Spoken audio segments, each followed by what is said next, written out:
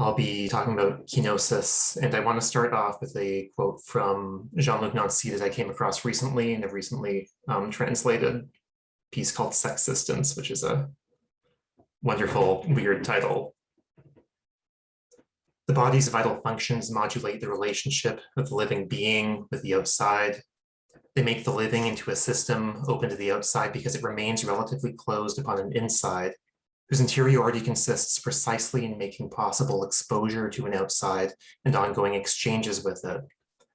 Life is already outside itself, hungry for itself, and in excess of itself, the point of seeking its death.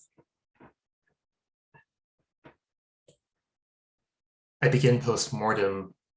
A spear breaks skin, taps accumulated fluid in the membrane surrounding the lungs, and drains an atrium. At once, according to the Gospel of John, blood and water came out.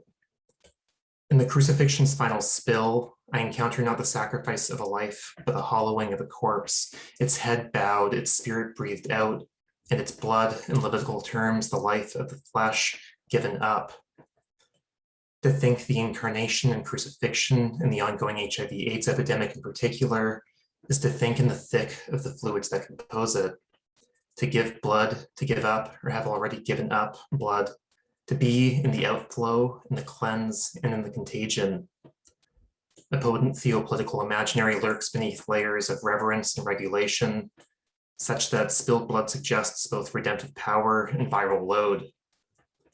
Its circulation assures and threatens bodily integrity, at once a salvific security and a damning porosity, against which church and state policing offers the killing inoculations of carceral soteriology and HIV criminalization. I turn to kenosis, the self-emptying of divinity in the incarnation, to propose self-emptying as a key term for the study of queer politics and its theological underbellies. In the leaking body of a crucified Christ, the promise and problem of queer blood finds its most porous theological urtext, in a self-evacuation that might rupture the ontologics of containment. I propose an evacuated being in which incarnation is always also excarnated, in the bloody outflow of the crucifixion and its refiguration in the Eucharist. Such an account of being refigures kenosis as an exteriorization that both precedes and exceeds the body. Here, my aim is to interrogate the political ontologies brought about by particular arrangements of the human and the divine in theological writing, where an imagined enclosure of divine transcendence may both constitute, by way of disavowal, the shape of a body in its world. I alternatively propose a kenosis in which self-evacuation both composes and decomposes a body that does not pre-exist its emptying, but rather is constituted in movements out of itself. Amid the increasing regulation of bodily fluids in the HIV/AIDS epidemic, I argue that self-emptying offers a relationality grounded in the giving and givenness of the self, which does not precede but rather appears only in its giving. The relations such a kenosis makes possible figure an otherwise way of being with, centered on giving up the self and having already given up the self, and on the givenness of giving up. Kenosis offers a resource for the study of queer politics, in which self-emptying reveals conceptual strategies of relation and survival already taking place under theopolitical regimes of revered and restricted blood. As Catherine Keller notes, if incarnation is always going on, so is the carnage. But in the viscous symbolics of blood through which the body is produced and policed, we might also find the possibility of its performance otherwise. Kenosis, God's giving up God's self to take human form, itself given up in crucifixion. Across centuries of kenotic theology, self-emptying has alternately signified a humbled Christ's temporary relinquishment of divine power or identity, elsewhere only a pretense of relinquishment, in some cases his constitutive refusal of power, and more recently, even the ascetic practices of his followers. As a starting point in thinking in otherwise kenosis, I turn to queer theologian Lynn Tonstad's incisive critique of contemporary kenotic theology, in which she interrogates a tendency to read, quote, intra-Trinitarian relations in speculative mythopoetic ways that introduce aspects of sinful and finite human existence into the immanent Trinity in order to overcome them there. These acts of corrective projectionism, as Tonstad calls them, remain inextricable from the accounts of subjectivity they seek to undo or unsay, rehearsing or intensifying rather than overturning them. The problem of corrective projectionism is at least twofold. These projections install the sinful condition of the human into God, and they do so to pose and authorize solutions to human problems, often through analogies, metaphors, or imagined equivocations that fail to maintain the difference of God, collapsing planes of difference composed in and by a, quote, difference beyond difference. For Tonstad, a similar habit shadows queer theories and theologies that seek to excavate an account of queerness from Christianity, especially where such accounts seek to identify and then transgress an imagined binary so as to queer it, such as between humanity and divinity. Quite the opposite, she writes, God is different in a way that goes beyond similarity and difference, utterly transcendent, and not on the same plane with creation, and so neither in competition nor in continuity with it. On this theological train in which divine difference so completely transcends creative difference so as not to be even dissimilar to it, Tonstad stages a critique of notable kenotic theologians who, in their mapping of human differences onto intertrinitarian relations, install sexual difference, subordination, and death into a transcendent God, foregrounding the cross at the cost of the resurrection, and often with distressing consequences for human relations. Tonstad's critiques are extensive, thoughtful, and deserving of closer engagement than possible here. My brief treatment has aimed only to identify a primary ontological concern, in which Tonstad constitutes a particular human being not in opposition to, but in difference from the divine, a difference that ontologizes the human as different, existing on a particular plane of difference that shares nothing but the difference of a transcendent God. However, if I say that God is different beyond difference, then precisely in the inviolable difference of God from difference, I find a difference between differences, between planes of difference, though such a difference may still remain transcendent, refracted dimly or not at all in the language of difference. But in proposing a different kind of difference, I have not escaped theologies of oppositions or origins. I have simply deferred them to an elsewhere beyond all else, which I might hope is sufficiently far from reach. As Jacques Derrida has argued in his engagement with so-called negative theology, such an apophatic tactic, quote, can only indefinitely postpone the encounter with its own limit. In Tonstad's account, a commitment to classical transcendence postpones the difference between the creator and a creation marked and marred by sin and in need of cleansing.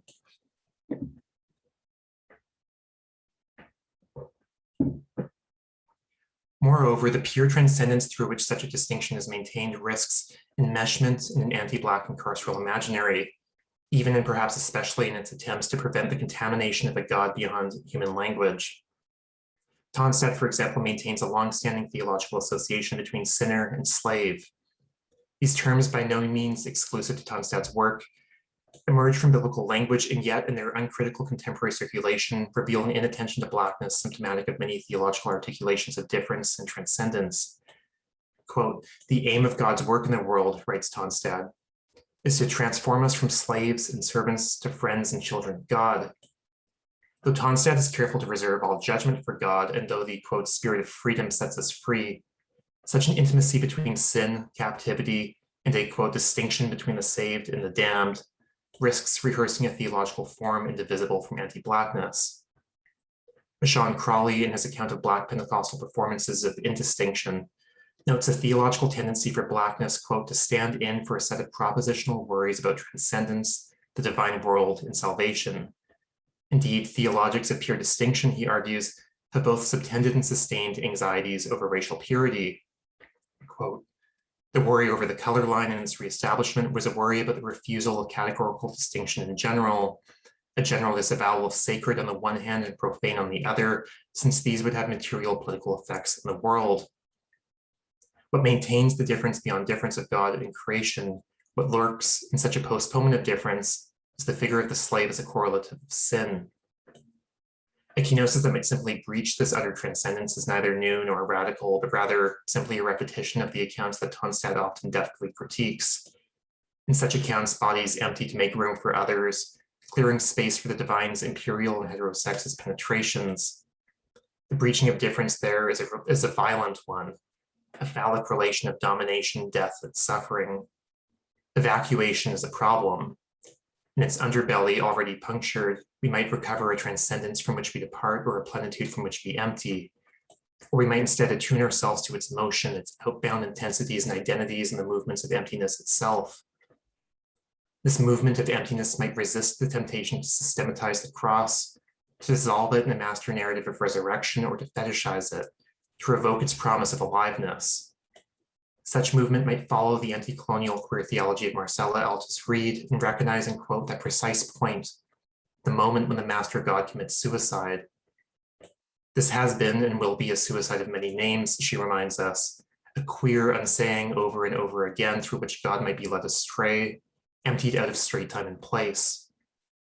For Altus Reed, this is a queer kenosis that, quote, may then consist in engaging with God as part of a theological project which aims to lead God astray, that is, facilitating God's own disempowering act, without presuming to know what original power is there to let go, and instead representing, quote, a continuous attempt to understand sexual identities as a process consisting of the movement of emptiness. In the flow of indistinctions that open and transcendence's collapse, a body might happen. This body will not empty itself to receive the other, but rather emerge in the emptying, in the giving that is already a given. Here, self-emptying composes the body only in its decomposition. Here, kenosis is incarnation. Returning to Jean-Luc Nancy, we might find in his articulation of the singular plural of being with a blueprint for evacuated being. For Nancy, there exists no stable origin from which an original self emerges untouched by traces of others, but instead an originary dispersion, a multiplicitous displacement which prevents identification with the origin. This dispersion entails a distanciation of singularities, once a spacing that makes touching possible, and a breach through which relation can be enacted. We do not come ex nihilo, which would be to speak of an originary nothing, but ex, where, quote, there is no longer a nothing that pre-exists creation. It is the act of appearing, it is the very origin. Or we might map this ontology to the body, as Nancy writes in Corpus, bodies are existence, the very act of existence, being, and later, the body is the being exposed of the being. In this exposure, with all the risks such a word implies, we might materialize our kenosis and find it thickening, and in its excretion, the already empty Christ still draining. Judith Butler notes that the transmission of HIV through the exchange of bodily fluids suggests within the sensationalist graphics of homophobic signifying systems, quote, the dangers that permeable bodily boundaries present to the social order as such. A danger hinged not on the actual circulation of HIV, but on the virtual risks of rearranged bodily permeability proposed by gay and lesbian sex, quote, prior to and regardless of the cultural presence of AIDS.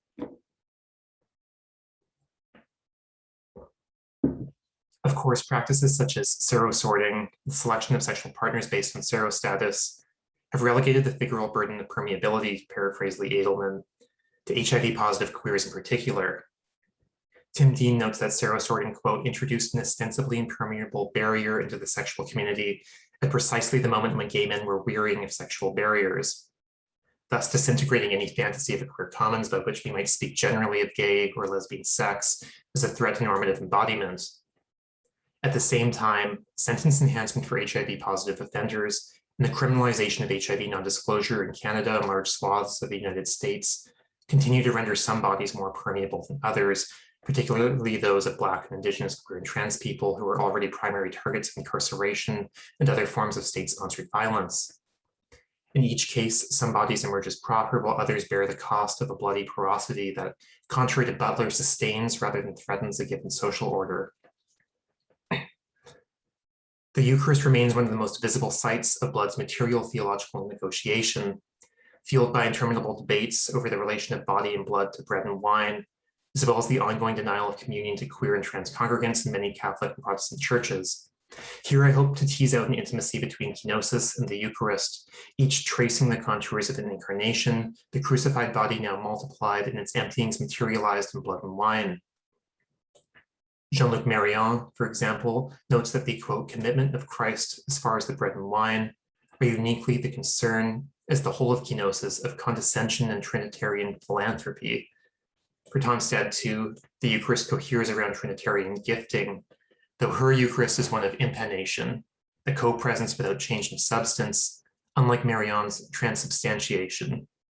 Quote, in analogy to creation ex nihilo, God gratuitously multiplies the breaded Christs. In disanalogy to creation ex nihilo, our cooperation assists in bringing the bread Christ, for we bake the bread with material gifts God has given us. Here, the gift of the bread, its multiplicitous bodies baked and given, opens into relations between God, self, and other, an intimacy that is nearly the opposite of an emptying, an abundance from nothing, rather than the nothing from not even nothing with which we are now concerned. Crucially, Constant notes, God gives without loss, while we are not always able to do so. So returning to the start of this presentation, I want to ask, what might it mean to give from givenness, to give up, having already given up, to have lost and to lose again? When the dead Christ bleeds, we encounter not only the body already given, but also its spilling blood. We find something in excessive being, something escaping it. Carolyn Bynum notes a, quote, profound asymmetry in the Eucharist symbolics of body and blood, despite their concomitance in the species of bread and wine. Quote again, on the one hand, body is nourishment and container, unity and community, and on the other, blood is liquid and outflow, inebriation and washing, violence and reproach.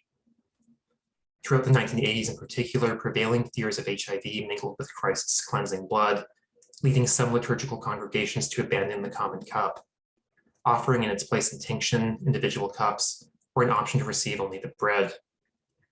While a small minority held that the wine's conversion into the blood of Christ would eliminate any possibility of infection, many Catholic congregants and clergy feared the contamination of wine with saliva from HIV-positive churchgoers.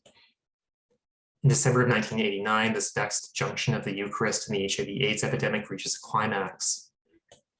The New York chapter of ACT UP organizes a die-in at St. Patrick's Cathedral to protest Cardinal John Joseph O'Connor's public resistance to safe-sex education and condom use. Perhaps most infamously, ACT UP member Thomas Keene receives the consecrated bread from a priest and crumbles it in his hands and drops it to the ground. He follows it down, lying on the floor, until he's arrested by plainclothes cops emerging from the pews. But in the disintegration or the desecration, the theopolitical regime of reverence and restriction shows itself.